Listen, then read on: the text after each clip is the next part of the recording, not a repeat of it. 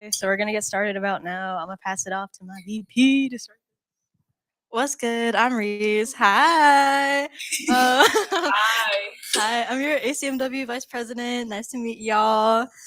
This is our fall intern panel with all of these lovely, amazing, gorgeous people. Oh, there's music? I didn't know this. Okay. So this QR code is our member registration. If you aren't already registered, go ahead and scan that code. I don't know. You go to a couple of events, get your points and all that, and then we invite you to an end of year banquet. Very cool. 7 membership points. Yep. Should I change the slide? Is everyone all good? Is everyone registered? Okay. You're all ACM members? Yep, that's what I'm talking about. That's fire. I love that.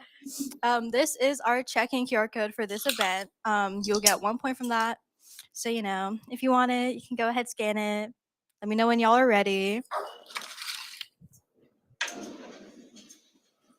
Wait. You don't want the point? Oh, okay. My bad, bro.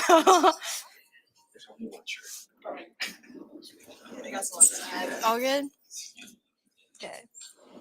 Yeah. So, what is ACM-W? ACM-W is our women's org for ACM. We're just here to make a very inclusive environment for the minority in CS, our lovely little ladies. Trying to make a safe space, trying to make it comfortable for y'all, Yeah, we just have opportunities for y'all, come check us out. We'll always support y'all. We'll always welcome y'all. Tee. Yep. We also have our Instagram and our Discord linked on there. If y'all want to go check us out more, we will be posting more on there, like our events and all that. Are you begging? Yeah. It's panel time. I'll pass it back off to them. They're gonna take over. Yep. Back to my lovely president, Vivian. Thank you.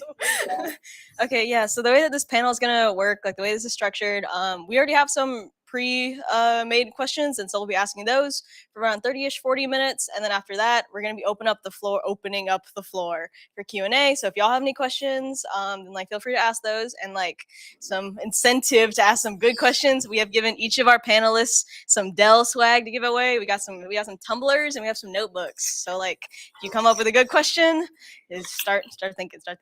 And so, y'all ready to start? Y'all ready for some questions? You guys ready? Yeah. Yes, sir. Okay. Yeah, so we'll just go down the line. Just say name, major, company, and then something that you enjoy in your free time. Hello, my name's May. I'm currently a senior majoring in computer science, and what were the questions? Oh, I worked at I worked at Fidelity Investments over the summer as a software engineer intern. And something I like doing in my free time, I honestly have started to cook a little bit. So that's a fun thing to do. Very cool. Hi guys, my name's Natasha. I'm a senior human resources major and I work for Tesla. And something I like to do in my free time is play video games. Hi, my name's Aubrey, and I'm a senior as well, and my major is cybersecurity. And I worked for Dell over the summer for pre-sales. And something I like to do is I like to play guitar, actually. Hi, my name is Jacob. I'm a computer science major, junior currently, and I interned also at Dell, but doing software engineering. And one hobby that I've picked up recently and over the summer is playing pickleball. Hey, my name is Christian Walker. I am a computer science major focused in software engineering, and this summer I interned at Flatiron Health. One of my things I always like to do is I play Rocket League. I know it's cringe, but it's like the one game that I enjoy playing. So yeah, don't worry about my rank.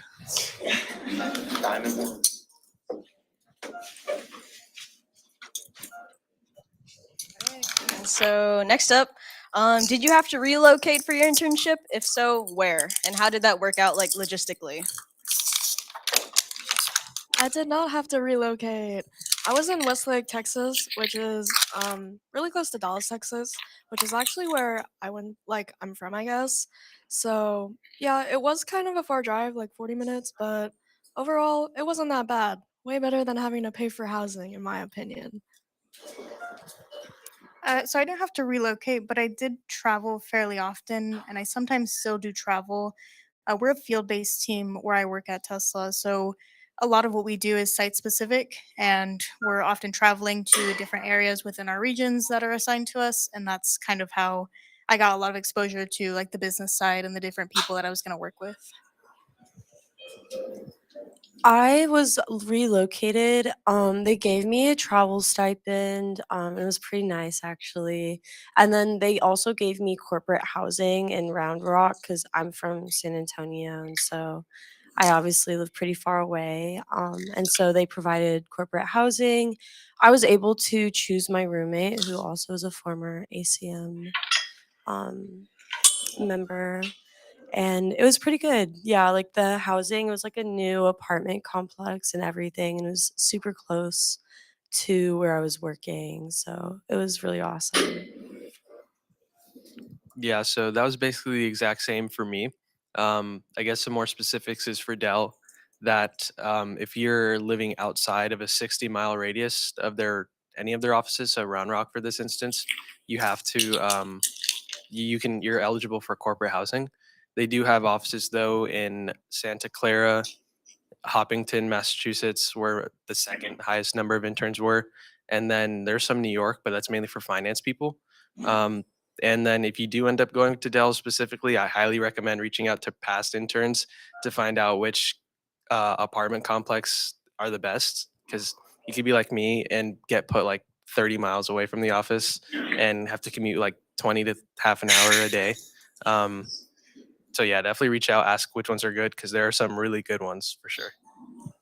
So Flatiron Health is in New York. So that was quite the relocation for sure. Um, However, Flatiron gave us corporate housing, so it wasn't a big deal. Um, I think the biggest thing was obviously just like adjusting to like making a very different commute. But thankfully, the we were basically given a housing in a dorm, and basically each person got their own room, which is really nice. And so the dorm was like 5 minute walk away from like the train stations. Basically, take the C train right into Manhattan, and that was where I worked. So for me, it was pretty seamless, I'd say.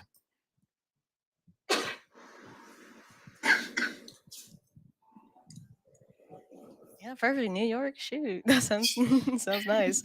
Okay, so can you describe a typical day in your internship role and what kind of tasks you worked on? Like anything with like what like the tech stack, anything similar to that?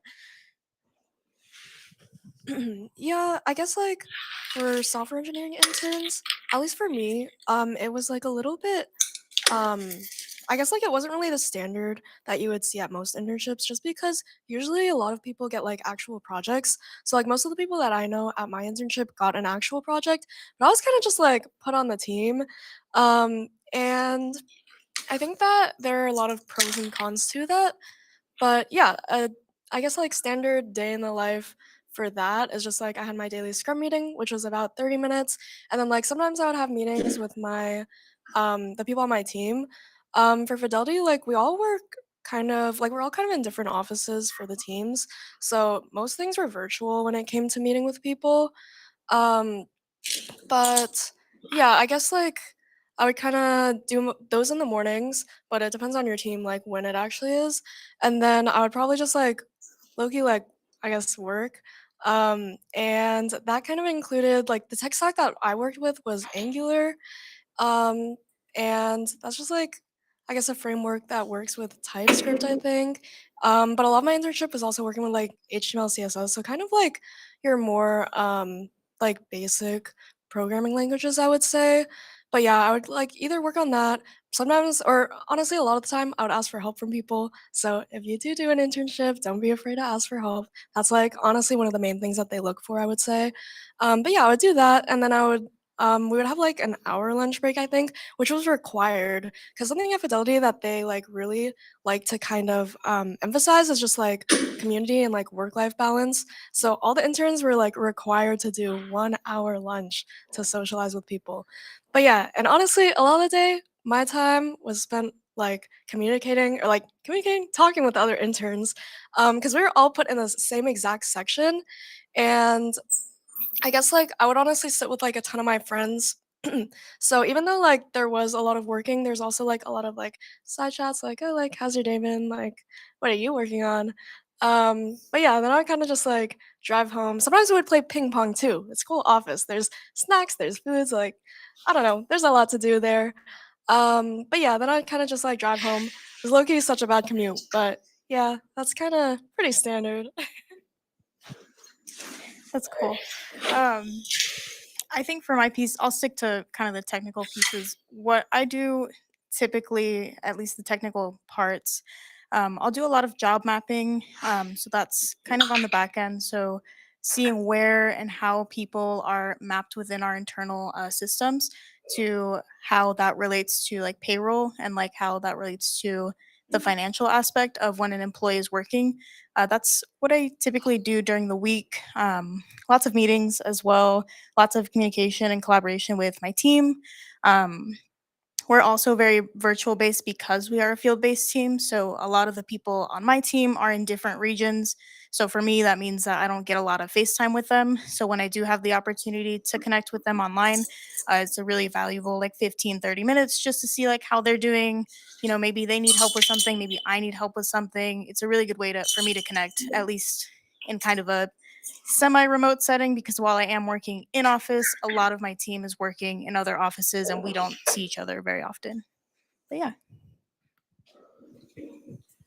For my internship, basically we would just start our day around 8 o'clock, and I would try to do my meetings more in the morning. And so for the meetings, for we were encouraged to do a lot of one-on-ones with other current employees that had a lot of experience to show to us. And so I would always try to like log on to my Microsoft Teams, ask around for one on ones, and set those times for the rest of the week.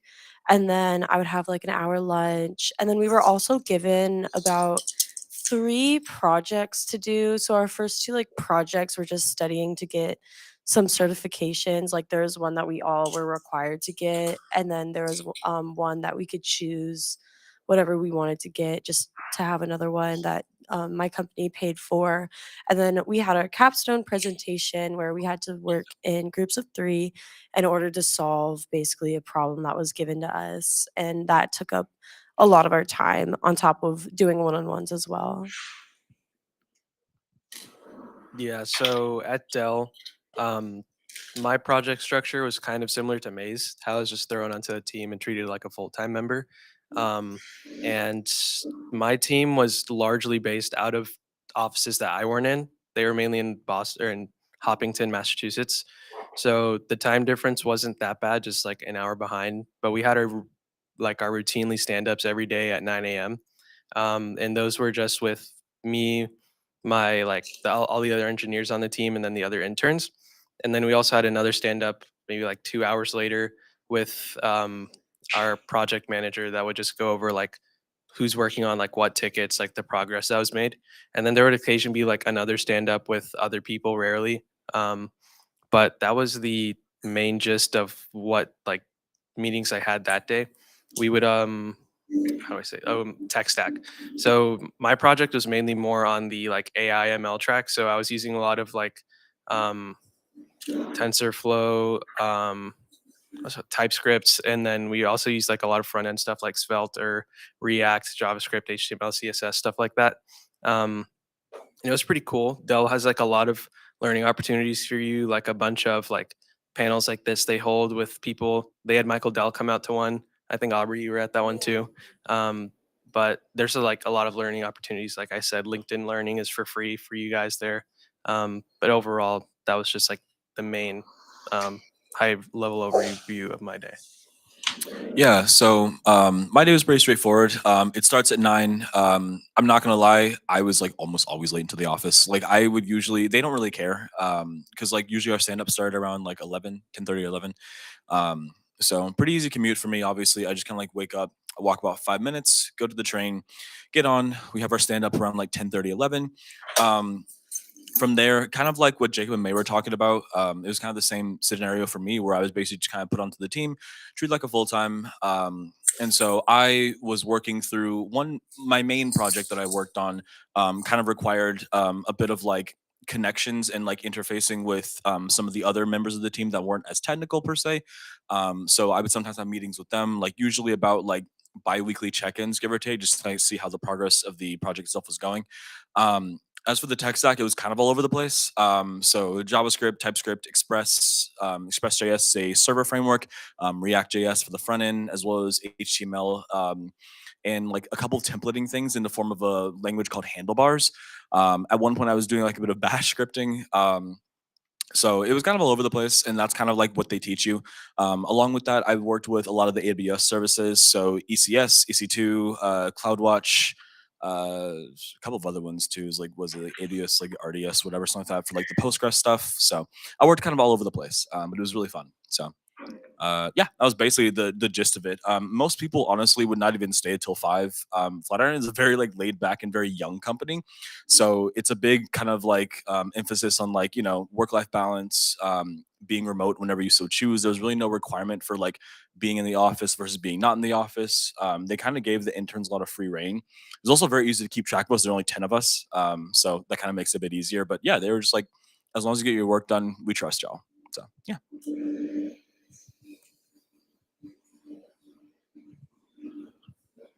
Yeah, awesome. Okay, so next up, how did you prepare for your internship interview, and what advice would you give to future candidates? So I guess like the way that my interviews were held, we first had like a phone call interview and then we had like the technical interview.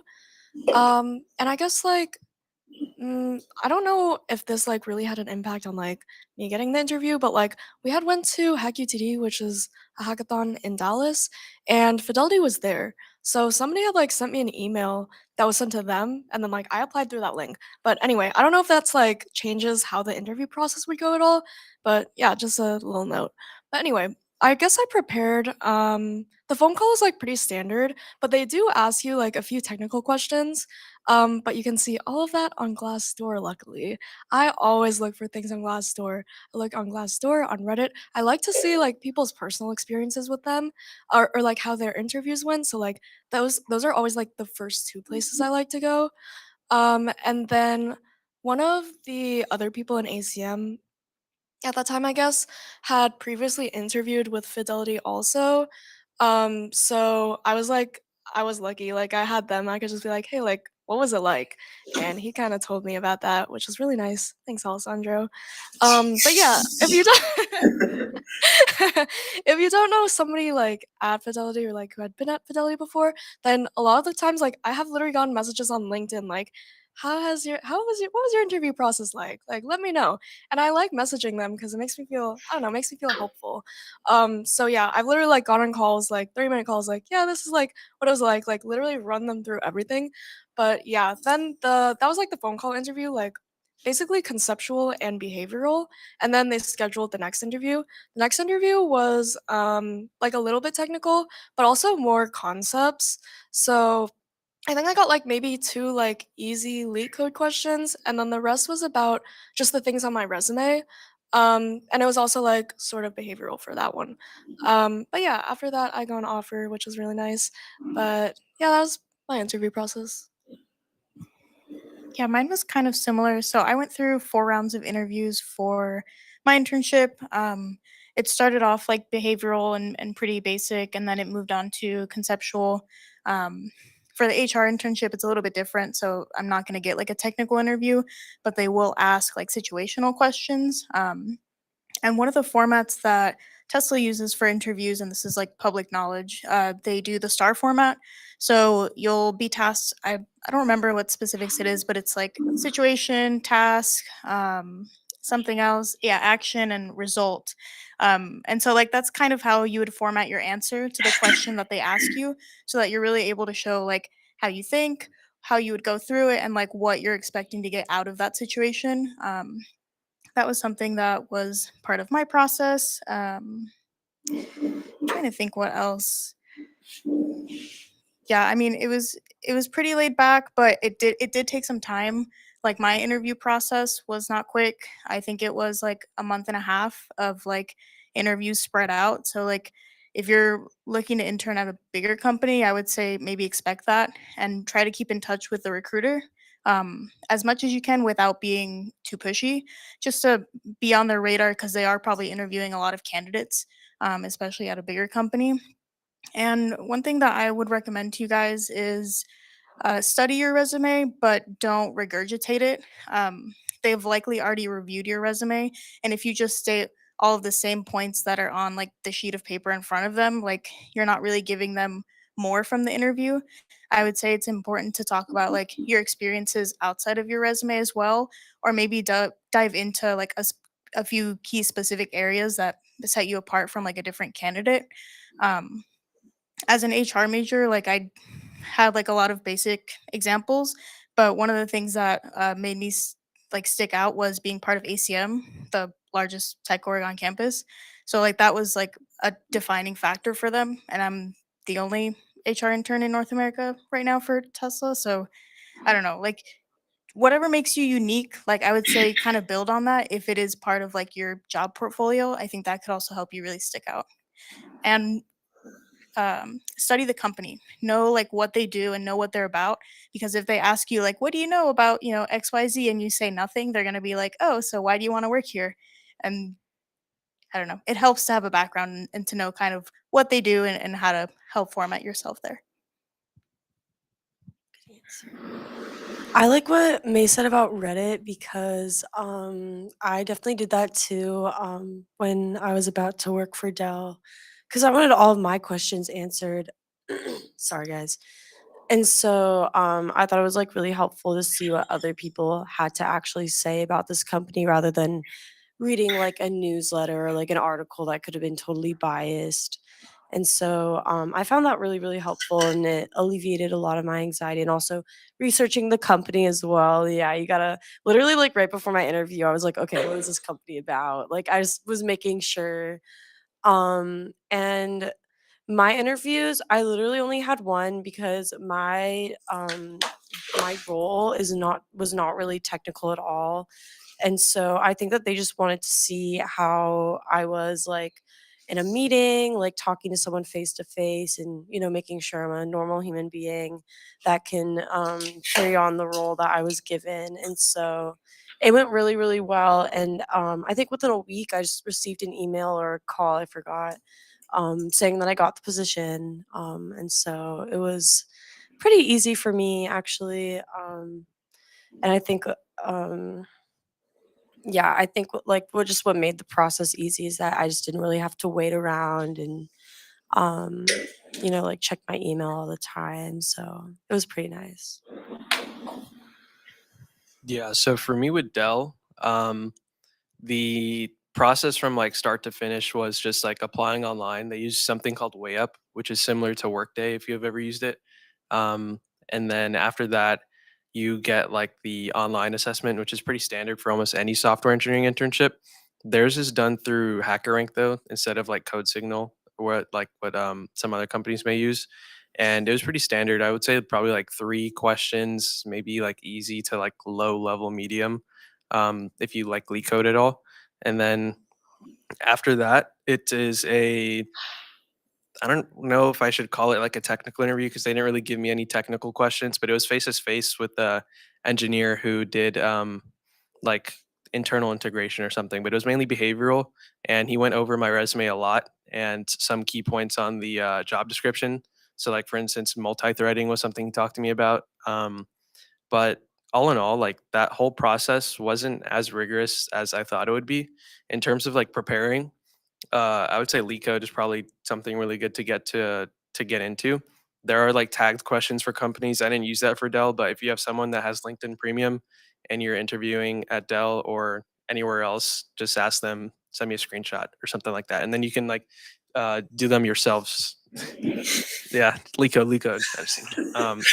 But yeah, and then overall, like yeah, the star method is useful, and then just trying to like make a genuine connection to your interviewer is pretty, I would say, pretty crucial, because at the end of the day when they have to like submit their paperwork to HR or whatever, and they're filling out your feedback. They're if they remember you fondly, then they'll probably recommend you. If not, it's probably not so great. But overall, like the process was pretty seamless. Didn't take too long. Um, and reaching out to people that may have like be interning in like in your class um, could be useful if they've gone through the interview process. Reddit is useful. R/CS majors. Um, Glassdoor is useful. Levels at FYI is useful to get a sense of like the competitive pay range. So you can like search up if you're getting offered more and it's a good deal, or if you're getting the same or less, maybe you can like try to leverage. But those are all websites that I probably would have used back then. So, getting my internship with Flatiron was probably, I'd say, a bit of a unique process. So, I originally interviewed with them, and I actually got rejected the first time. I actually heard about Flatiron for the first time through Handshake. Highly recommend if you guys don't have Handshake set up, I would set it up. I think they require you doing like an AIS, but if you haven't set it up, it's good. A lot of it's useless, I'll admit, but like some of those things that do come through there are pretty useful, especially if you're on the hunt for an internship. So originally I attended one of their info sessions, and in that info session they were basically like, if you attend this info session you basically get an opportunity to do like the first kind of like OA equivalent to basically what everybody else was talking about. And so I was like, all right, sick. So I attended it, and then I did the OA and I did terribly. And so basically they were like, no. So I was like, fine. So I went on. This is like around like May time. So I went on about my summer. I interned. I finished that, and then through the summer, I heard about a really cool opportunity called Brilliant Black Minds. If you're not familiar with that is, basically back up a little bit. There's a company called Carrot. If you guys might have interviewed with them beforehand, but basically their whole company thing is professional interviews. So companies such as like Walmart, Prime Video, Flatiron, like Duolingo, I think all partner with Carrot in order to basically have them host the interviews for the company. So, because of that, I was in a subcategory of that called Brilliant Black Minds. Basically, the whole point of it is interview prep and live technical interviews for free, to basically allow you to prepare for your technical interviews. So it was a really cool. It was a really cool thing. If you have the opportunity to be a part of it, it says Brilliant Black Minds. I think it's like geared towards minority groups in general. But anyways, basically, I was like grinding those through the summer. Like there was like a cooldown on them, and like as soon as that cooldown was done, I was interviewing again. And so I ran through enough of these, and basically one of the big things that they say that's like one of the big appeals to it is that if you do well enough on these practically these technical practice technical interviews, you can qualify to essentially be fast tracked to the final interview with different companies. So, like I said, they partner with like Prime Video, Duolingo, Flatiron Health, a couple of other ones like Citibank, I think, as well. But anyways, I did well enough on these. I even know I was. And they were like, "Hey, like Flatiron is interested in interviewing you." I was like, "Oh, sick." So up until this point, I'm doing great. And then I end up getting to the interview, and I was like so confident that I knew what I was doing with it. I like full sent like a solution that was not what they were looking for. Um, and thankfully I did it so fast, like I had enough time to like recover and like do it correctly. And that was like the first one. So basically Flatiron's final interview is two 45-minute technical interviews back to back. So I got through that one. I did the correct solution eventually. And then the second one was mainly they were just trying to like kind of get a vibe like how well do you understand the language of your choice that you go through. So it was more so like kind of like I wouldn't say like design, but like kind of you're kind of like creating like something. I don't know. I don't know how much I can talk about for that specific thing. But anyways, I ran through that, and in about a week's time, they were like, "Hey, like we'd like to extend you an offer," and I was like, "Oh, sick." Because at this point, I also didn't really do much research on the company itself. I just thought it was a cool company. I didn't even know how much they paid or anything going into the interview. I just kind of like thought it was a cool company. It seemed cool. Their whole thing is like oncology, so I was like, "Yeah, sure." So yeah, so honestly, take their advice more than mine, I'd say. Whenever it comes to preparing for interviews, I will say I also invested in like Lead Code Premium for that time as well, which like I'm not ashamed of. I think it was a good idea. Honestly, it's like it's an investment, and honestly, with most of these companies, you'll make back that in like the first like day anyway, so like it's not that big of a deal. but yeah, honestly, that was like the most part, like my progress and stuff like that. Expect for the most part, at least if you do interview with Flatiron, expect about like mediums, I'd say. Medium hard-ish if you don't have a lot of prep, but I would say is very, very manageable in the state that I was in. So yeah.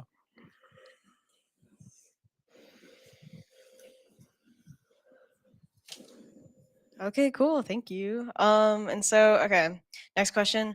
What were some of the biggest challenges you faced during your internship, and how did you overcome them? Do you have like any managers, any mentors, anything help you? Um, I think that like my biggest challenge was probably in the beginning. Just because my manager, I just didn't think my manager liked me, to be honest. And I'm only saying this because, and this is like based on one email that he sent me, by the way. We hadn't even met yet.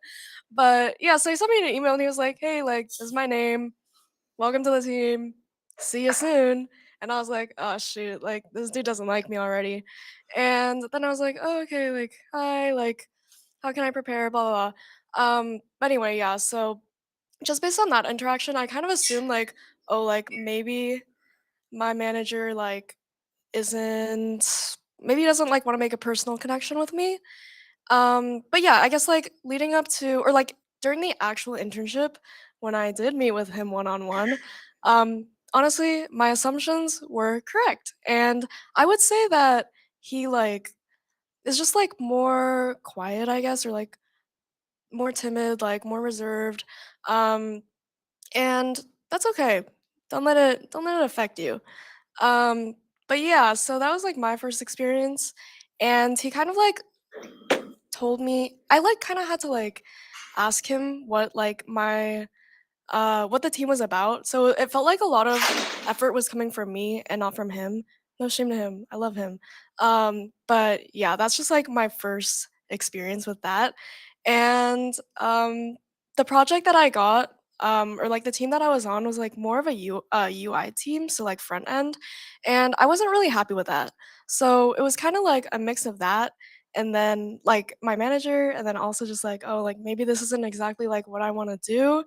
And I was kinda like, "Dang, like, well, this is the next 10 weeks." And honestly, like, the 10 weeks, it wasn't all UI, but I think that that's all part of, like, just work life. Like, you're not always gonna do what you wanna do, and you're kinda just gonna have to deal with it and, like, look for the best in things. And again, like, in this circumstance, it's only 10 weeks, so, like, that isn't a long time in the long run. Um, but yeah, that was, like, my first challenge, and I did, like, kinda overcome it just because, and the way I did that was just, like, really communicating with my manager and, like, honestly sort of forcing him to talk to me and, like, make one-on-ones with me, like, asking him, like, about his life, and, like, I even met up with him once in Jersey, so that was, like, also something that I was really happy about. But yeah, just I guess that was, like, a big challenge, and yeah. Yeah, I think I can kind of relate a little bit to like the imposter syndrome that you can sometimes feel like when you start a new job and you're like, I don't know if these people like me. I don't know if I'm doing things right. Like, I don't even know what I'm supposed to be doing. So I think like communication is like a really big part of kind of overcoming that. Um, yeah, I think that was probably my biggest barrier was within those first like 3 4 weeks. But I did have a really supportive manager. Unlike May, I'm sorry that you didn't have that experience. Sorry, he was in the end. He was really He was in the nice. end. He was in the end. Good. But yeah, my manager was really great. I now have a new manager, and I like him as well. But my first manager on my team, she made really an effort to get to know me personally, and we connected a lot on our one-on-ones, and we were able to talk about like goals that I had for myself, like what do I really want to get from this experience. Of course, the organization is gonna have goals and like what they want you to complete during your time as an intern, but like it's also important to advocate for the things that you want to learn too, because at the end of the day, it's like a partnership. You're really here for a short amount of time. So if you can take advantage of those 10, 12 weeks and really learn something new and valuable, You can, maybe turn that into a project that maybe you can extend. Maybe they can extend your internship, or maybe it's something that you can talk about when you come back and maybe you interview for full time. Hey, yeah, I know like all these people on this team, and we all worked on this project already, and like I already know how to do all of this stuff. It can be a really good resource. But yeah, definitely was difficult to connect at first, especially with like kind of a virtual team. But communication and like one-on-ones and collaboration was a really good way to overcome that. Sorry, guys. For me, I think it was just a little bit hard, honestly, to get to know everyone because in the beginning, I think we were just like a little standoffish and shy. And so I kind of was like really nervous, like, oh my gosh, like, do these people just not like me? And I'm gonna have to go to the office every day and I'm gonna have to be around people that don't really have it in for me. That ended up not really being true at all. We all have become like great friends, and I still go back to Austin to visit some of them as well. And I think that it was just getting used to a completely new environment, because you got to give everyone else the benefit of the doubt here. Like, a lot of us are very young and a lot of us have not done an internship before, and we're in a new city, new place, new state, even new country also with some people. And so it's just like sometimes it is a little bit hard to adjust. I will say it's a little bit of a culture shock, like the 9 to 5 life, or 8 to 5 in my case. But other than that, we all figured out how to like get over it, and we all ended up being extremely close and having a really good time. And so I'm happy that I gave it a chance and I gave these people a chance to adjust, and I stopped assuming the worst because like it is like it's almost like a classroom or something being with other interns. It's other people that are your age with the same background. And so that can make it a little challenging sometimes. But in my case, it ended up being extremely fun and awesome, and everyone adjusted super well. Yeah, so for me, the experience at Dell, I don't want to brag, but I think I was probably like the luckiest intern group like at Dell. I had like the best managers, the best teammates, coolest interns, small org, so I met all of like the senior leaders that would come into town. Um, and in general, just like the people I was with are super cool, and kind of like Aubrey said, how you like keep in contact. Like I'm keeping in contact with my intern team every day. We have a trip planned like for winter. Um, but the hurdles there were little to none, and if there were any, they were ironed out really quickly. My manager and my team, my senior manager, and like the what is it, the team lead on my I guess my org was really like they were able to like give a helping hand like consistently. Like they always had their inboxes open, always open to one-on-ones. But if I had to give one hurdle that was probably in my way, it probably would just be getting used to the tech stack at the start. I remember most of the interns on my team were returning, so I was like the first person there, or it was my first experience there. Everyone else has been there before. And I remember one day when because we started working like right out the gate, just getting used to the repo, that he was automatically like filling out tickets, pushing to the main or whatever, and I was still trying to figure out like how do I set up my repo or whatever. Um, but overall, like my team was really nice. I would say like Dell software engineering is really nice because they've been doing it for years, so they got every process down to a T. Um, but overall, that was probably just the thing that was in my way. But it was pretty small. So kind of to second actually Natasha and May, whenever it came to imposter syndrome, mine was quite real. So for Flatiron, I was the first intern from UTSA to be there. So A, that was scary. And then B, everybody else there was from what was it? MIT, CMU, Carnegie Mellon, UT Austin, Georgia Tech, and basically every other like name brand school you can think of. So that was quite scary, because everyone there for the most part just felt like they were just like light years past me, which ended up not being true actually.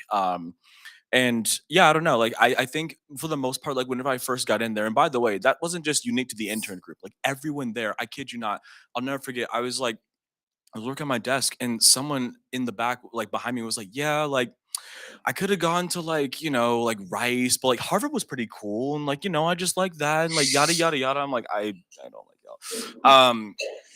But I think once I kind of got past that, just like knowing that it's like, yeah, like you were brought here for a reason, like you belong here, you should be here. And so that helps a lot for that. Like, so I was able to get past that one. I think the biggest hurdle, which was honestly just completely out of my control, was the fact that the project I was brought on from switched in like the third week of the internship, something like that. Basically the team that I was making the specific tool for was like, yeah, that's cool and all, but like this is actually what we need. And I was like, okay, sick, I guess. So I basically had to like pivot my entire way of thinking. A lot of the processes that I had in place, a lot of the timeline that was put in place for the project completely flipped. And so one of the big things that I had to do was then kind of just like adjust. And do it just very quickly because the entire internship was about 12 weeks, and I just lost about a quarter of that. So I was like, shoot, now I gotta like lock in, right? On top of this, I'm also the project officer for ACM. So in the summer, we are doing a lot of groundwork, a lot of work for the coming fall semester.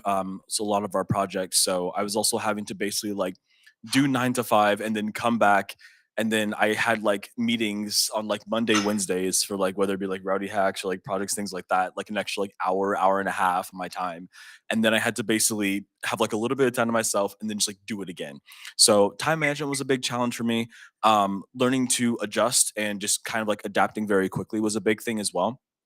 Um, but outside of that, I mean, there was honestly like a lot of really cool things that I learned this summer. I actually loved being in New York. So it was like, yeah, challenging, stressful, but really good food, and a lot of really cool stuff. So yeah.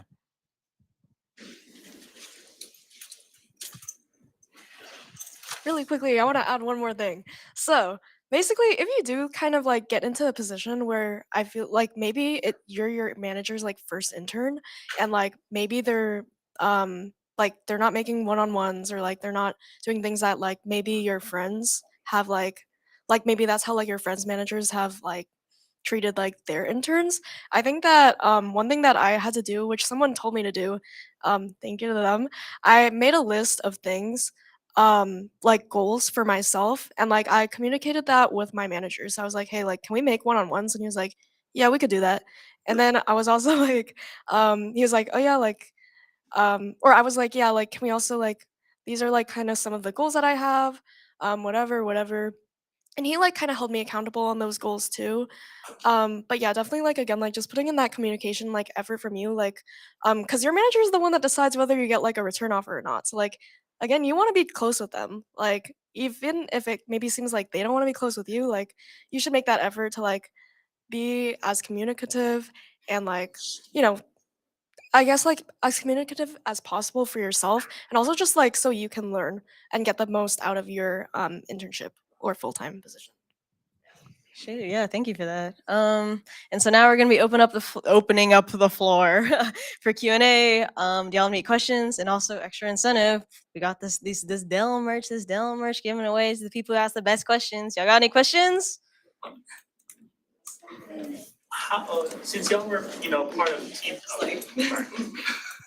since y'all were in like team-based projects, like it's kind of like a mix between like imposter syndrome and like helping, being a cooperative person. Like, how are y'all able to do that with your partners in the projects? Like, like not feel like you're left behind or you're bringing down the team.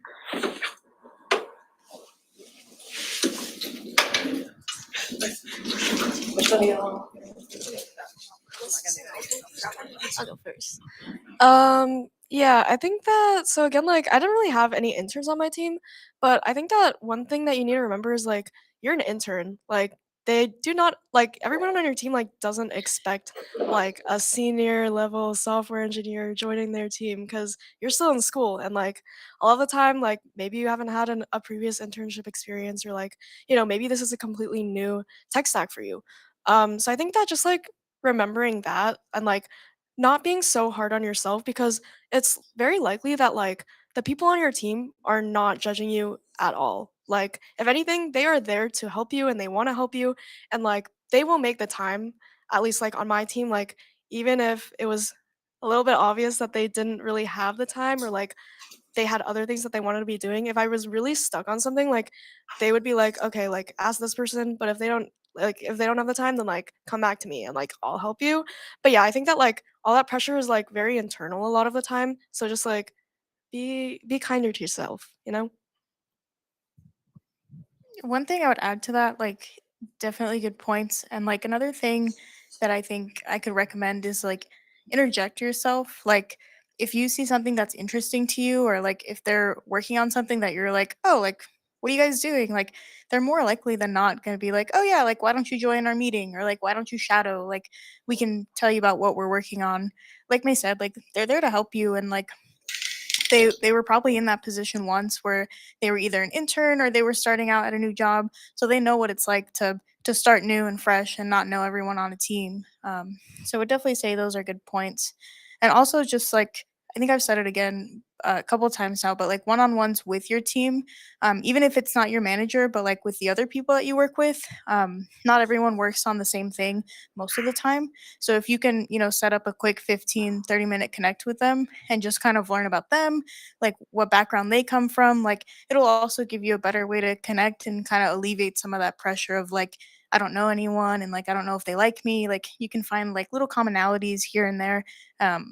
And you can kind of open that up to discussion, or maybe it's something in your work that you like talking about. But different ways to connect and kind of overcome that imposter syndrome as time goes on. Anyone else? Oh wait, did you want to go? No, I'm sorry. Okay.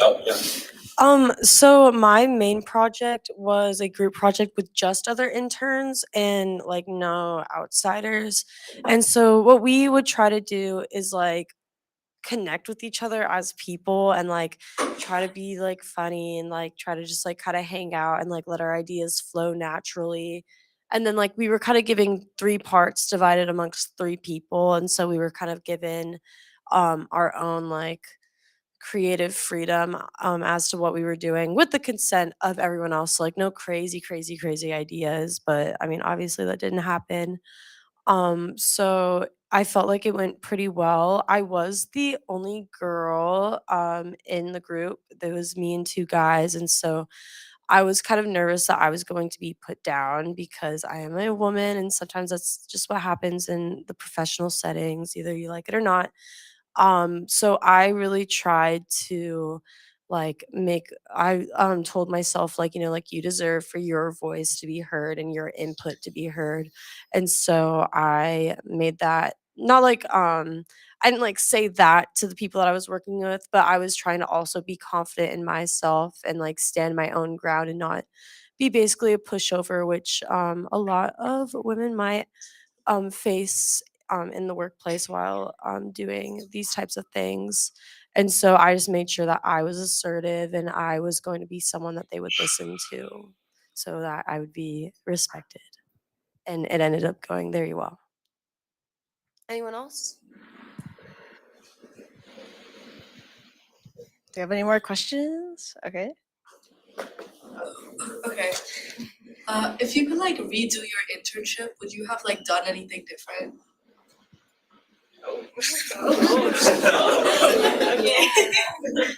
For the people online, the question was, if you could redo anything about your internship, what would you do? Correct? Cool. Okay, so for mine, honestly, it was low key procrastination. I got about the midway point, I got extremely confident in the progress of my project, and I kind of slowed down a little bit. Don't ever do that. You will literally only hurt yourself. I also think one of the actually big regrets that I did have is that Flatiron, actually a lot of companies do this now. They'll have internal hackathons, and I actually wish I would have participated in that. Because although it would have technically, I will say like the timing of it kind of sucked because the hackathon was like the week before we got out of there, or like the 2 weeks before we got out of there. Sorry, so like we're trying to like wrap up our project, and like nobody really wants to pivot. So because of that, only like two interns ended up actually like participating in it. But I would do that mainly just because I think it would have been a good time to maybe even try to like collaborate with like some of the other people on my team. Natasha, I think you were saying a lot of your team is kind of distant, like they're not all kind of like in the office. Mine was the same way. Um, Technically, not even my manager was really in the office very much. I believe he lived in Jersey, and I don't blame him for not wanting to commit that long because once again, we worked in uh, I'm blanking completely. Yeah, Manhattan. What am I? Yeah, we worked in Manhattan. So I would do that as well. Also, not gonna lie, I did not read up enough on like the team's like stack and like how they do things because at points I was having to talk to some of the senior managers because I was like, hey, like senior devs, and I was like, hey, like I'm confused on how to do this thing, and they're like, oh, like check this Confluence page or whatever. And the more you do that, the more it kind of like they'll never say it, but like it kind of annoys them because like you could have just looked for this. So I think that's another one of the big things that sometimes I feel like I didn't do enough of my research on my own before asking for help. So kind of just, and once again, that's something that just kind of comes with time, to be honest, is striking that balance between whenever you were like objectively stuck versus like I should maybe put in like, you know, like 10, 15 minutes like looking into something like this. One thing, excuse me. One thing to touch on, when you mentioned like procrastination, I kind of wish I would have applied earlier to internships. Like a lot of the times now, for some reason, companies are looking for interns like almost a year in advance. Like for USAA, I know they looked for fall interns for like right now they're looking for fall 2025 interns. Like they look a whole year ahead. So for me, like what was interesting about like my application process with Tesla was I originally like interviewed, I got the internship, and then it was like middle of April. So if you guys are not familiar, Tesla had a mass layoff in April, and guess who was affected? Me. So I get a call one afternoon, hey, so sorry, but like we no longer have your internship space. So like it's almost May, and I now don't have an internship, and I didn't have anything to fall back on in case my first option really didn't come through, which that ended up happening. And if it wasn't for like the HR director like reoffering me like 3 weeks later, because they did actually have a spot open up, I wouldn't have had an internship. And I think if I would have prepared a bit better and if I hadn't fallen back on my first choice so hard, I think I would have had a bit more flexibility if I didn't get this second chance really. So apply early, as much as I can say, and apply to various different places. Like even if you're not 100% on the company that you're applying for, I would say the interview experience and just having that exposure is really good for like personal growth, and I think it's important.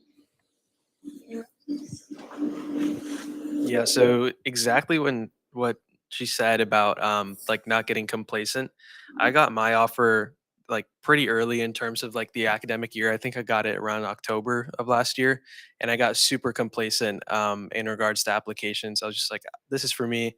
I'll just fall back on this. And then there's like other people I saw that were going to crazy places like Seattle, San Francisco, and I was just going an hour north. Um, but yeah, like the complacency aspect in regards to opportunities is definitely something that I struggled with, and I definitely encourage you that like you may get like your dream internship to still keep on going, because things are unpredictable. Like your offer is dependent on the market, so if it goes down, most likely your space will be liquidated. um, and then in regards to like actually in the internship getting accumulated faster with the tech stack is something I wish I did so I could start like developing sooner. Um, and then also like developing like my environment earlier would have been cool. I don't know if you guys have heard of Codium, but it's just like ChatGPT in your terminal, or in your dev space. And all the other interns had it, and so did the employees. And there's like a whole process that I was too lazy to go to. Um, so now I still wish I had it. But I'd say just like complacency and just like being a go-getter, like hit the ground running for any aspect of like your internship finding or like the work in your internship.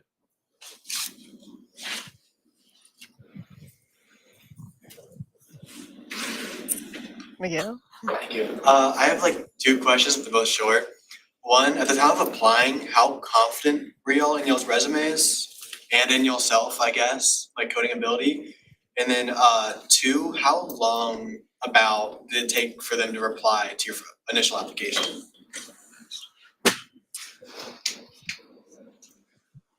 So, I found out about my internship at a conference, and so I was basically urged to apply, and so I felt very confident, to be honest.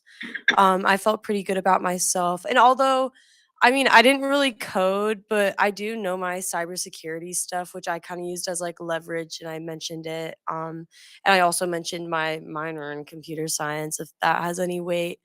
But I mean, I ended up getting the position anyway. So yeah, I felt pretty good. I don't have anything on my resume that I don't know 100% about. Like if I don't know a lot about it and I just kind of know a little bit, I won't have it on my resume just because like someone might say like, "Oh, what is the NIST framework?" And I'm like, I don't know." Like I just wouldn't want to have anything like that happen. And then for your next question, it took them about from the application to the interview, I think it was warm when I applied, it was cold when I got the, call, so I think it would be about, like, 3 to 4 weeks was what it was for me, and about 2 weeks or maybe even a week and a half for the acceptance, email.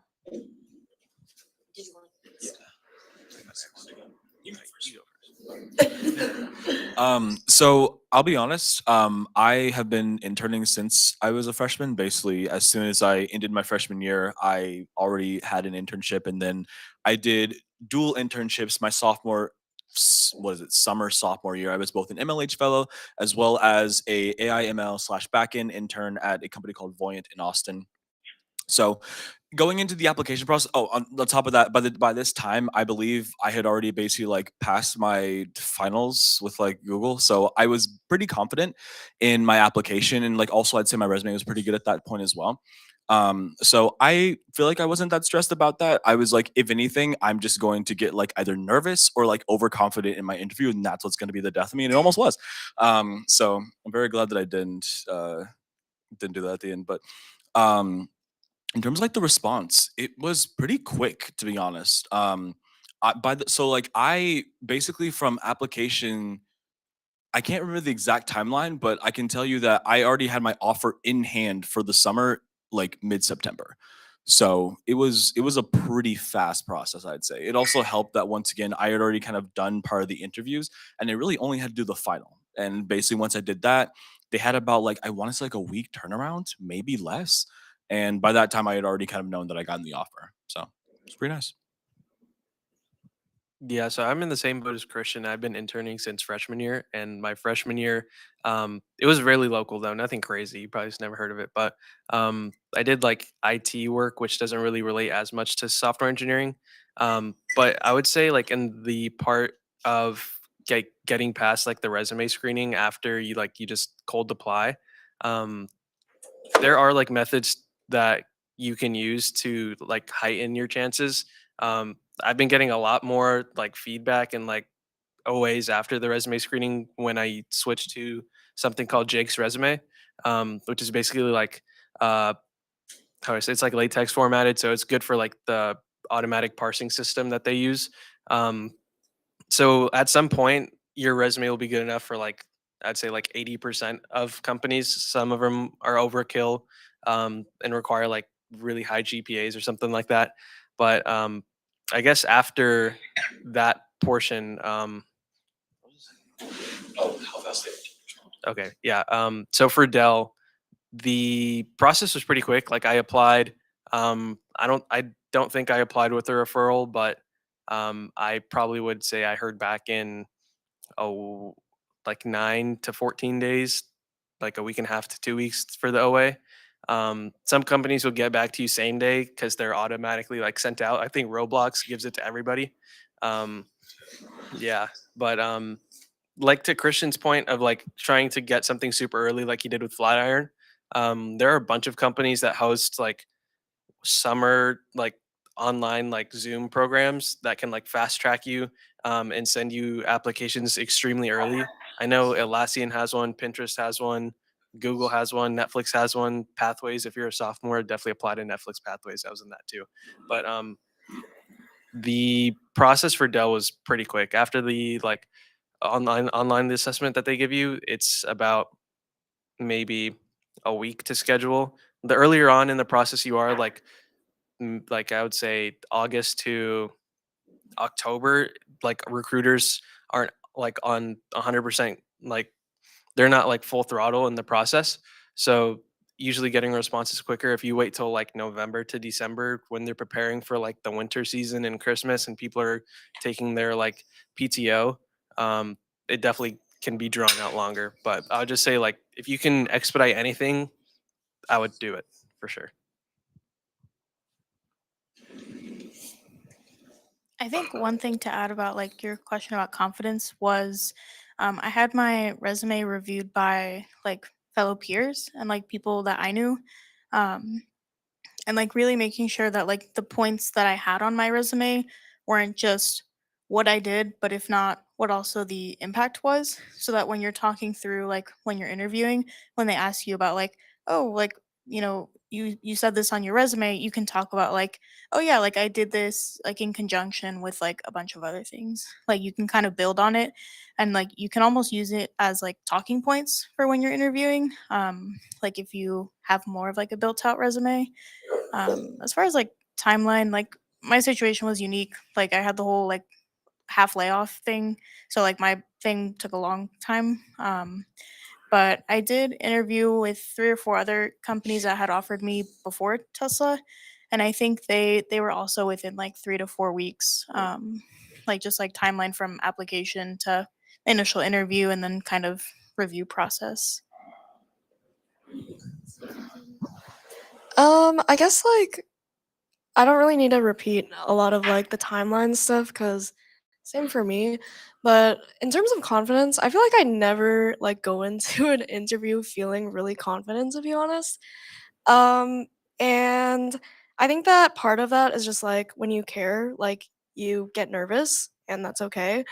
And I think that the only thing that like I don't know if it was for this question or the other one is just like you should never stop like interview prepping, to be honest. Like literally just don't do it because even if maybe you didn't get an internship like or like you have an internship um but like you're still, it's only like November or like even October or whatever, like you can still like look for other opportunities and like practice your leak code, like get your resume reviewed. You can do all that stuff and like it'll take time, but like you're gonna benefit from it in the long run anyway. And like either way, you're probably gonna have to tailor your resume. Like you don't want to do it as soon as like an opportunity comes up because you want to apply ASAP, to be honest. Um, but yeah, I think that that's something that I also did is like yeah, I just like stopped applying to places when I probably shouldn't have because I was too content. But don't ever be content, guys. Keep looking. Also, May reminded me of this when she said tailor your resume. If you can, and if there is a job posting with the job responsibilities or duties listed on that job posting for like the internship you're interested in, you can always like kind of tweak your resume to not mirror but like incorporate some of the main points that they have in their job description because that can also help with the automatic like tracking system that most like companies are using. So if you can kind of link those words and like kind of highlight that throughout your resume naturally, it can also maybe help your chances of getting an interview.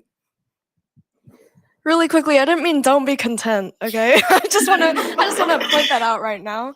Be content with what you have, but even like go for things that you yeah, don't you can keep looking. Like even if you don't think you're gonna get something, apply anyway, and maybe you'll get an interview, you know? And even if you don't get that interview, is like that's just like interview prep, you know? Like an OA is an OA, but like you should still do it because maybe next year, like, oh, you want to apply to that company again?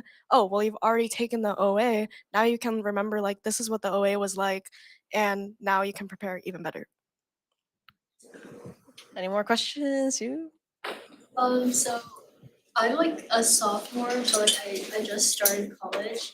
So I feel like I should be like applying for internships, but also feel like I don't know enough to like actually be useful. So I guess it's like when did you guys first start applying for internships and like what like experience did you have prior to that?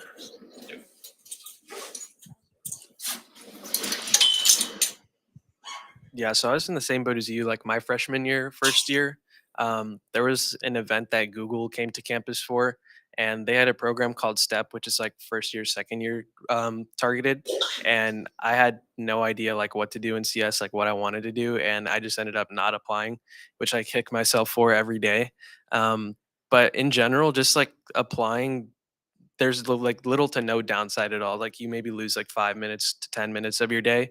Um, but in all, like if your resume is good enough to get to an interview, then you're like, okay, now I got to study, and you could study like leak code, like Christian said, with other like classmates that may be interviewing as well.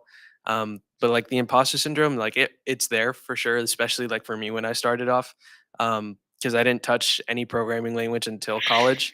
But in general, applying everywhere, especially when you're so young, if you end up with nothing, you still gained something, and you can carry that on to sophomore year, junior year. You get connections with all these recruiters that you can reach out to the following years, if you're looking for a fall or spring or summer internship. But it hurts very little, if like little to none, to just apply in general. I'd honestly say Jacob and May honestly covered like a good bit of what I was gonna say to begin with. Like to May's point, especially, it's like even if you don't get like I flunked my first like 3, 4 technical interviews that I did. But from them, I was able to adjust. And each of those questions I would go through and I would do them like 3, 4 times, make sure that I really had those down. So regardless, you will always get more from it. One of the big things as well I would recommend um is first off, so I'm assuming you're saying like you came in with enough credits to be considered a sophomore, is what you're saying? Yeah. First off, that's impressive in and of itself. Use that. You want to leverage those things because once again, everybody that applies these things is smart. Everyone that makes the interviews is smart. What really matters is how you can set yourself apart. So leveraging things like that, talking about the challenges that come with that, having to adjust to people that might have had a little bit more time, and how did you overcome that, those are really good things to talk about, especially because I believe most interviews, like y'all had some sort of like behavioral that went along with it, right? Yeah, leverage those behaviorals like that. Make sure to fill in those things because while if they're good enough and they reviewed your resume enough, they should see that. But just in case, make sure you reiterate that. Um, on top of that as well, just to what Jacob was saying, it's like you don't know what they want. And for the most part, it's like especially with interns, every company ever understands that taking on an intern is technically running at a loss. Like you're not going to get like an insane product out of an intern. That's okay. It's an investment. Make sure that you get as much as you can out of that. And in the same respect, like May was saying, it's like if you do on the off chance get rejected from these things, what I did with Flatiron actually, the first time I got rejected was I asked them, what did I do wrong? And they actually gave good feedback for that. I would also recommend doing this. Well, depends on the vibe, but like sometimes you can also ask for feedback like in the interview itself, just like like what would I do for next time, especially with internships and things like that, I'd say.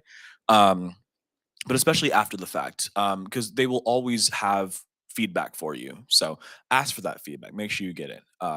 But if you're already coming in here as a sophomore out of high school, like don't stress. Like you got that.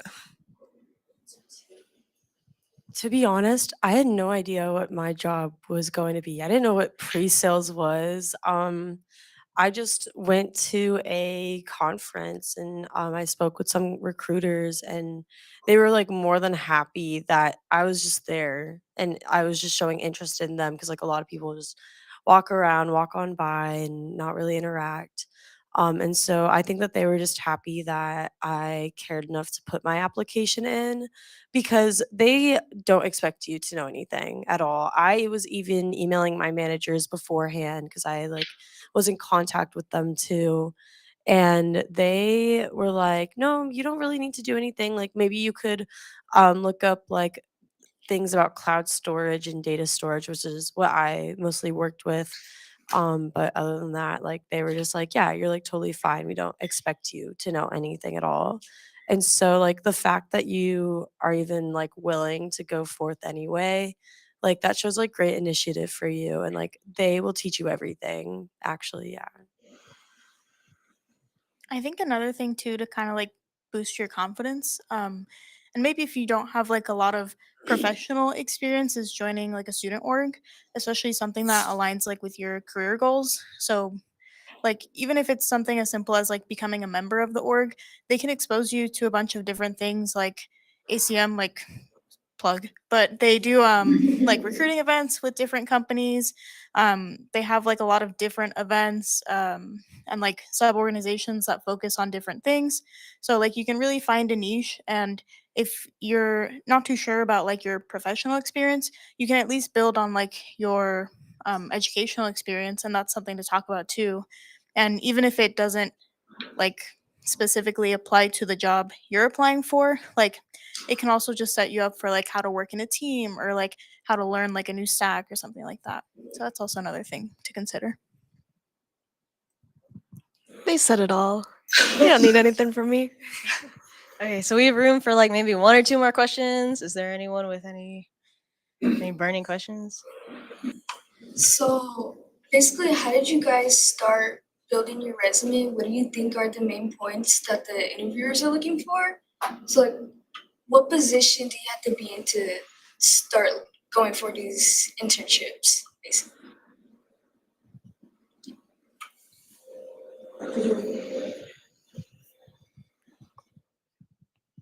Yeah, so usually when I started like freshman year, little to no people come into college with like an internship, and if you do, you're like probably cracked.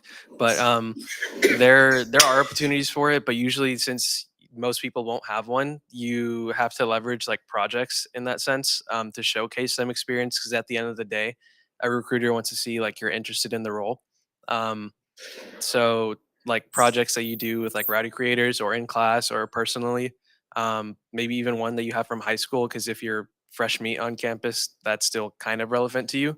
um, but in that sense, like the professional organizations too, like ACM plug, where like everything you do is like viable to be put on there, especially when you're so early on in the run.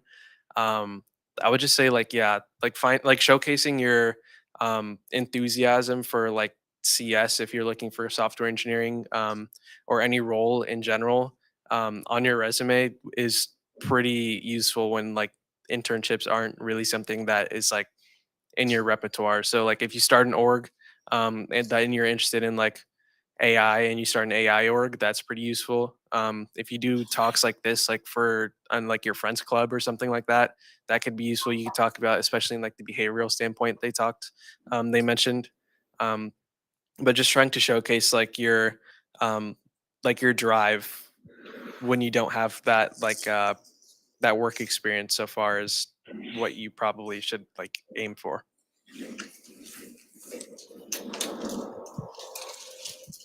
And like to go back to the behavioral piece, like a lot of us have like part-time jobs as a student, and like maybe it doesn't directly relate to your career, but you can leverage the experiences and the knowledge you gain from like the work that you're doing now, and you can kind of tailor it to the new experience that you're trying to jump into. So like for myself, I worked at Target for quite a few years, and then I worked at a small company here in San Antonio, and that kind of helped build my experience before getting to Tesla. And even though not all of that experience was relevant to the HR field, a lot of it I was able to speak to at like the behavioral standpoint. So like customer service, like that relates directly to like communication and like how you're able to work with others, conflict negotiation, like how you're able to resolve issues. Like it doesn't have to be specific to your career path all the time, but if you can tie it into like the experience that you're getting out of it, I think it can also be like a valuable source for your interviewing, or even just something to take with you as like you continue to work with others and like build teams and do different things too. It's a good idea. I want to honestly say that I guess like first of all, like every company looks for something different in your resume. So like you can like get your resume like looked at so many different times from like different recruiters, and they'll all tell you different things. Um so there's that. And then also I think that I guess like a few tips would just be like again like add all those experiences that like maybe you did customer service, maybe you worked on campus. I think that like or maybe this is maybe I'm biased, but I feel like working on campus like always looks really good, even if it's not like directly related to your major, like being a CS tutor or whatever. I was a peer mentor, and I feel like that stood out sometimes, or like at least the experiences I learned in that, like I can slap on and like add a number to it. And I mean, also just like personally, like I feel like I grew a lot from that experience. But yeah, doing like adding all those experiences, adding like your technical skills, looking at Jake's resume on Overleaf or Latex or whatever, that gives you like kind of a good look of like what the outline of a like I guess like a resume that like passes a lot of or like some what is it called, screenings. And then also just like I wouldn't leave like any space on my resume. Like I would never leave like blank space there. Just like I don't know, slap something on. Like maybe you're adding 5 bullet points. Maybe you're adding like what is it called? Like a what is that statement at the front? Like your purpose statement, your personal summary. Like slap that on. Like just don't like use up every little bit of space that you have. Like I don't know. I feel like most companies are like if they see like a half done resume, like I don't know, I feel like that probably doesn't usually, like, pass the screenings, and then also there's, like, a ton of resume reviewer things online, like, ATS Resume or something, or, just any, like, resume thing, and then also, like, if you ever wanted to come up to, like, the ACM room or, like, even ask any of us, like, I'm sure all of us would be happy to, like, look at anyone's resumes and, like, give you, like, whatever tips we may have. Even if we're not professionals, like, it's always good to have, like, a second eye looking at your resume. Yeah, and just for example, like I think it was a couple months ago, ACM put on a resume review session with professionals from USA. So all you had to do was sign up for like a 15-minute time slot, and you got like a one-on-one review with a professional from USA of your resume. So like also be on lookout for those opportunities that like your community can give you, and that can also be a good way to strengthen your resume. Okay, we got time for one more question. One more. Oh, yeah. Okay. I just okay.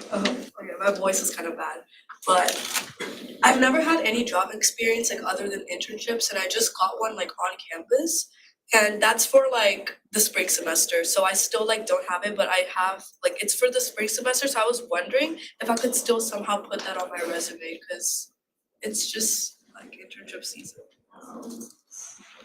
Oh, did you want to answer?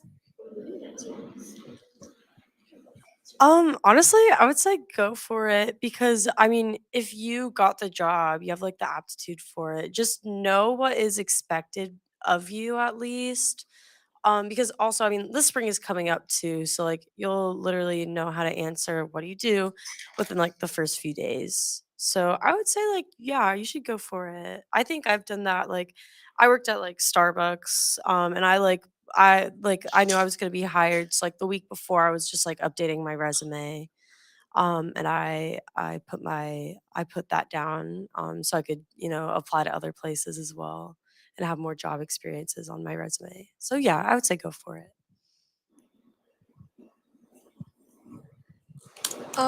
Honestly, like this is gonna be kind of going against what she just said. But yeah, I've like asked some people about that question too, and like they've always told me like don't leave it on, to be honest. So I don't know. That's just like from what I've heard. But I mean, I guess like if that's like what you have, it might be good to add it anyway. Because I don't know. It's just like I guess something to fill it up, and also maybe like in the future, like somebody that's actually reading your resume will be reading it like when you will be in that position. So that's a good point. But I would also look into because what year are you, by the way? You freshman? I'm freshman. I would add like maybe projects from like your classes or something also. Or just like even personal projects that like maybe you started working on, just any skills, the personal statement. Um, but yeah, it's really up to you in the end what you want to add. Yeah, I think like echoing, it's really up to you and what you choose to do. I personally would recommend you don't put it on beforehand before you start, just because you never know what's going to happen. You know, for me, if I had put Tesla intern in the middle of April and somebody called Tesla and was like, "Hey, does she work here?" They're going to be like, no, who's that?" Like, hello. But it's really up to you. And I think maybe if you're closer to that start date, like maybe it's like a week away, then you can start kind of like publicizing it. Um, but also what May said too is really good, like the projects and stuff that you've already worked on and like something that's tangible to show could also be really good. I've been asked in interviews for internships, like, can you show me what projects you worked on? And like I've had to like screen share and type stuff like that. So good ideas there. So it's up to you.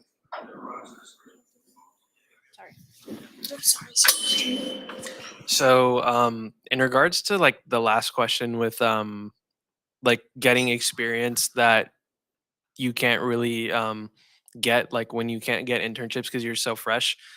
Research on campus is pretty useful because professors are a little bit more lenient because you're a student.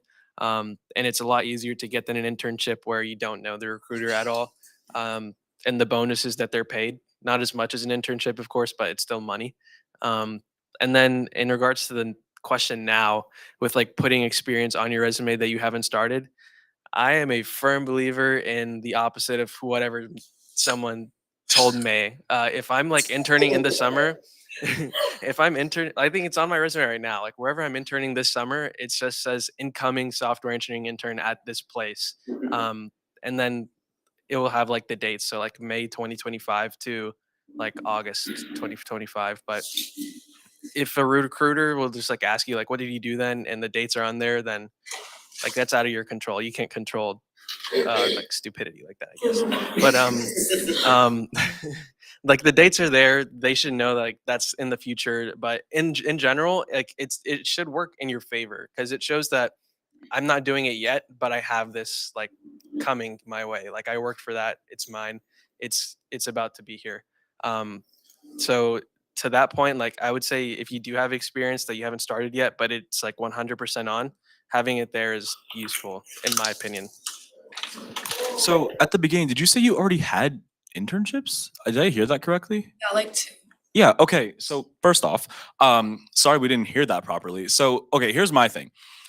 First off, I'm more so with May and Natasha. I'm not that ballsy, especially a year out. But in my opinion, what you should have, you already have internships. That is already like the coup de grace. That is the biggest filtering. I'm sorry. So you're doing like a job on campus. Do you mind if I ask what the job is?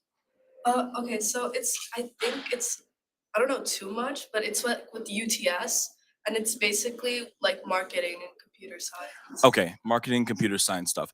I think that that's cool, but I still would argue that whatever internships you've had, especially if you've had these already coming in as a freshman, those speak volumes more than taking the risk of putting something that even us as panelists are kind of like split 50-50 on. My personal opinion is like you can maybe have it as something like on your LinkedIn and put like provide a link to your LinkedIn because a lot of people do that, right? Like incoming suite this or something like that. That makes a lot more sense than putting it on the resume, in my opinion. If you just have the space, go for it, I guess. But to May's point, you already have internships. You would probably have projects that are associated with those. I just don't really see the point in putting it on there. That's my personal opinion. Y'all do what you want with it. But I don't know. You're already so far ahead of the curve. I don't really think that that's going to really push a recruiter one way or the other, to be honest. So it's probably best to just keep it off. But I would say if like for summer, if you have an offer already and you want to put it on there, have two resumes, one with it and one without. Because if like you have a like if say your dream company is like Netflix, but you have an offer from Apple, and like Netflix is open and you want to apply there, don't be that person and say like, oh, I'm incoming at this place during the summer when I want like your offer or whatever. But if you apply to like off season things like spring or fall, then it could be useful, I would say, because like this winter or like this spring semester, if I want to apply to X company and I have an offer for summer for Y company, it's a bonus in my opinion. But I'm not a recruiter at the end of the day. Guys, something that's super easy to do. Well, not easy, but like a way to get experience is like doing research also. There are like a ton of professors on campus that like do research in whatever field they want. So like if you're looking to get experience, then you should do that. Also, if you're a freshman or a sophomore, you guys should definitely look at opportunities that are specifically for freshmen and sophomores. Like that is something that I regret so much.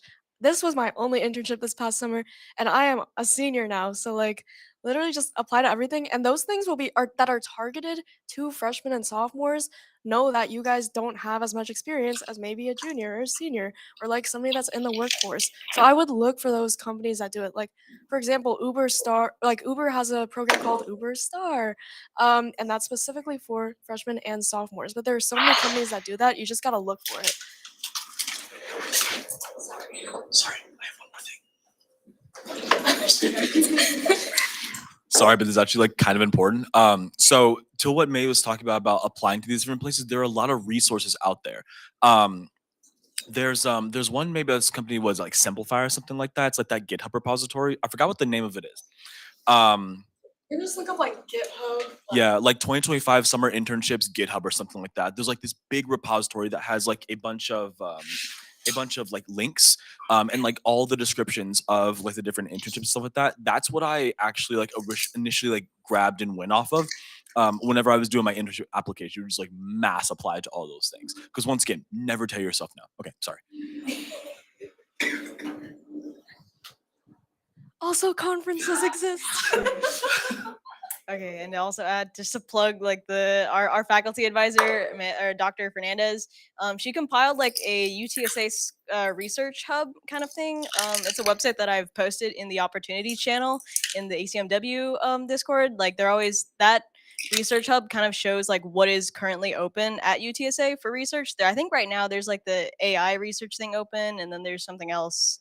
But yeah, no, all those opportunities are posted there. So like I would go in that channel. They're really trying to get more people to use that. But yeah, okay. Now we're gonna start the giveaways. So who do you? Give it to all of you guys. You're asking a question. You're better than me. But honestly, I mean, I got you.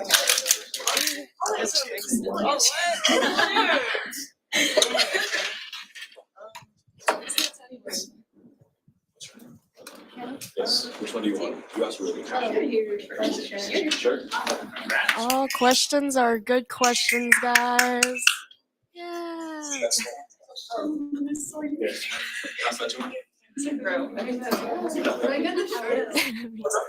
get the shirt instead. Oh, never mind. She got it. You want a shirt? You want a cup instead? I was gonna give you. No, she said she wants a shirt. Oh, a shirt. We'll get you a shirt after. Oh, got you. So we have it. What do you do? We do like. I want to get her something. Is that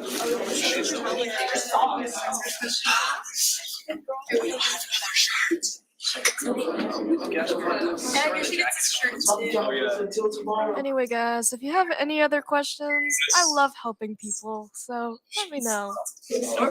So. Oh, shoot, wait. What size do you want? Oh, already. Oh, I didn't know you wanted to give it to her, but. Oh my You god. go ahead. Here, we can do this after. We can do it. We do it party. I'm gonna laptop it here.